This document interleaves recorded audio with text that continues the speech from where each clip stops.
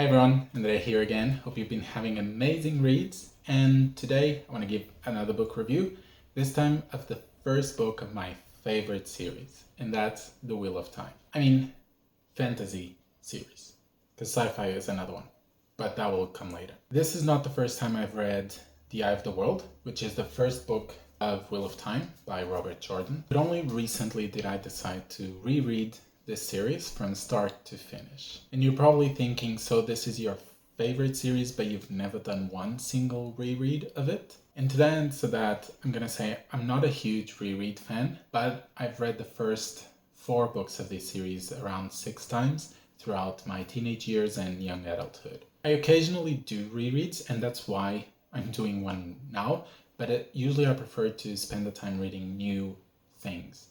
But occasionally, if it's really worth it, I go back and reread a certain book. But so I've never finished rereading the whole series. I've reread the first 4 books. So now I hope I can be able to reread all of it and give you a review of each one and have that. And the other thing is I've never reread the books after finishing the whole series. So now with fresh eyes, I hope I can see new things and read The Wheel of Time with new eyes and appreciate it in a different manner. And now, of course, that my reviews will come as someone who's read the series already, so it comes in the eyes of a rereader. And that is slightly different from someone who is reading it for the first time. And of course, it will always be a bit biased because this is my favorite series, but I hope that at the same time, you can take that bias and filter it in your own perspectives and take out the information that you need to figure out if you should read or not. In general, just take it with a grain of salt,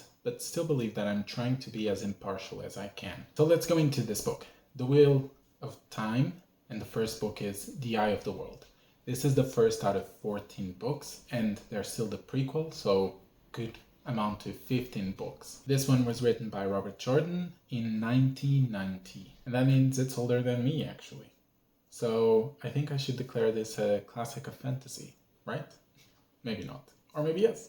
Tell me. The other big news about this series is that it has recently been adapted by Amazon Prime into a TV series, which I will abstain from comments from it because I think there are good and there are bad things about it, like all adaptations. There is a second season coming out soon in a couple of months, but I'll watch it taking precaution about what it is. But you're not here for the TV show, you're here for the book, so let's get into it. So what is this book about? Well, this book is set in a continent where men and women are able to channel a power, magic if you will. However, men had their half of the power corrupted by the Dark One, and every time they use it, they get corrupted by the Dark One's influence.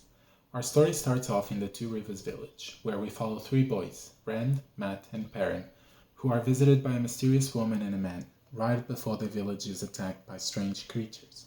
This catalyzes our 3 young men to flee the village with the mysterious characters, in search of a way to stay alive. And I'll stay there, because I don't want to talk much more of what happens after, since I want to keep this review as spoiler-free as I can. And the synopsis says a lot more, so if you're curious, you can go and read it. If you don't want to be spoiled, then just stay with me for this. The only advice that I have is do not Google anything about this series, or you risk being spoiled.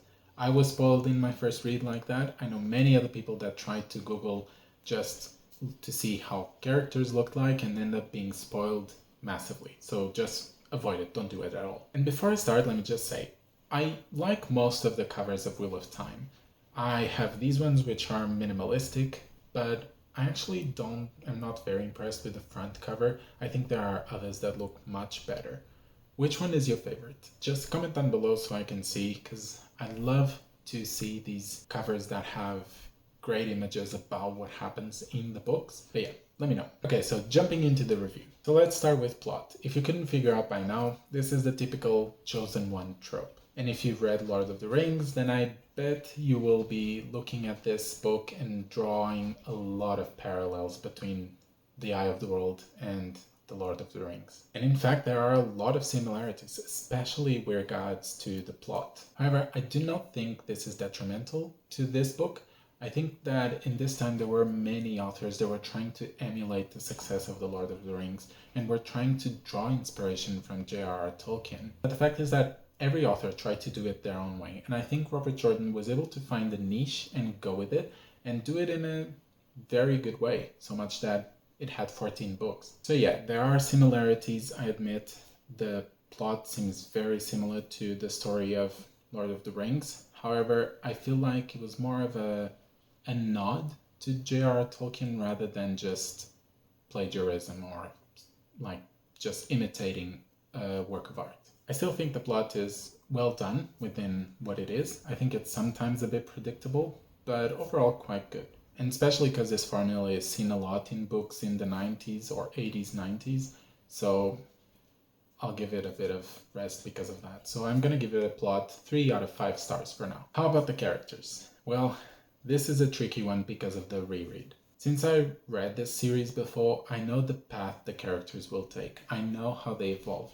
So reading back for this first book, it feels quite hard to evaluate. But still, I like the characters we got. We have the typical tropes, and each character represents a type of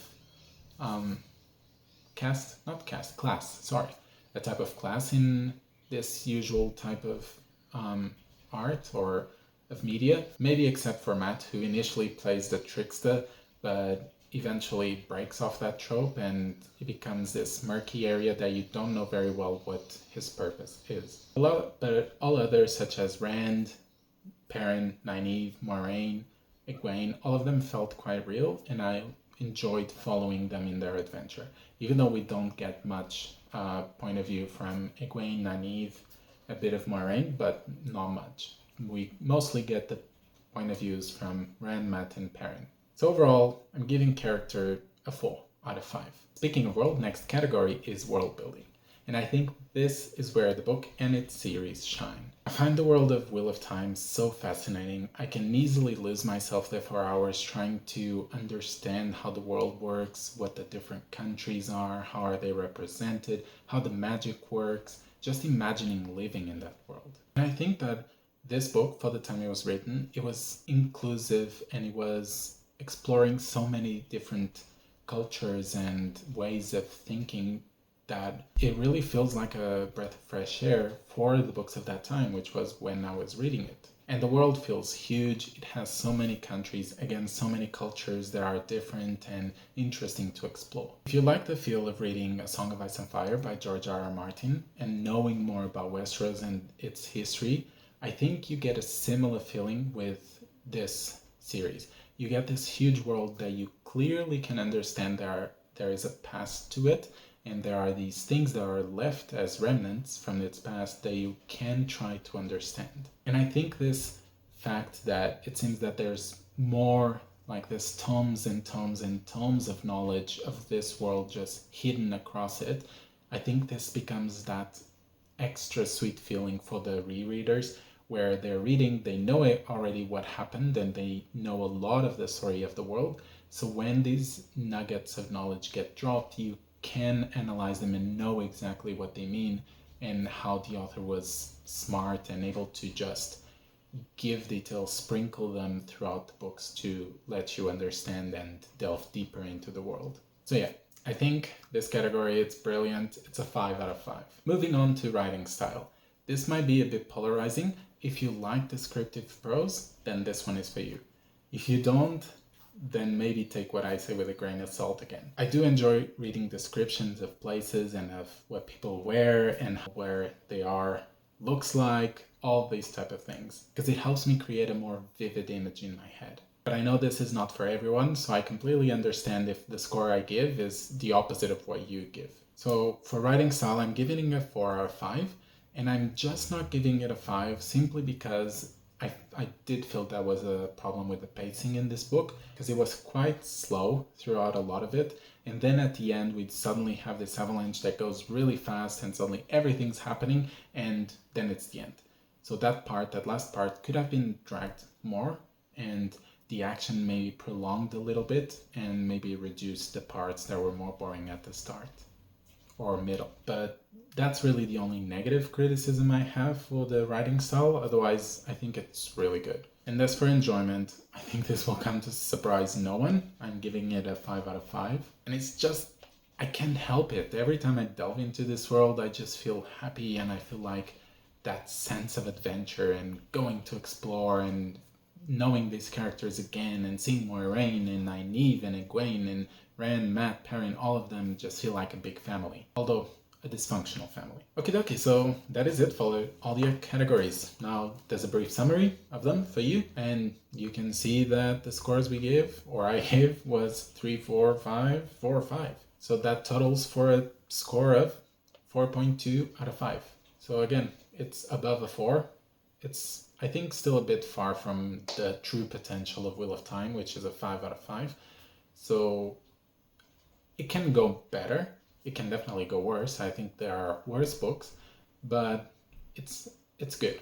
I recommend. And in fact, I recommend it so much that I have several people around me reading this book because of hearing me talk about it so much. And I really appreciate them, and I love talking to them about this book. Maybe you might be the next one. Start reading this series. Tell me what you think. But for now, that is it. I will be posting the rest of the Wheel of Time books as in the following months as I finish them. But yeah, The Great Hunt, which is the second book, will come sooner rather than later. But that's it for today. So hope you guys have amazing reads and fantasy, sci-fi, manga, manhwa, whatever. If you like it so much and if you think that I would like it, recommend it. I might give it a try. And if you like the videos and the way I review books, subscribe, drop a like, and I'll be seeing you next time. Adeus!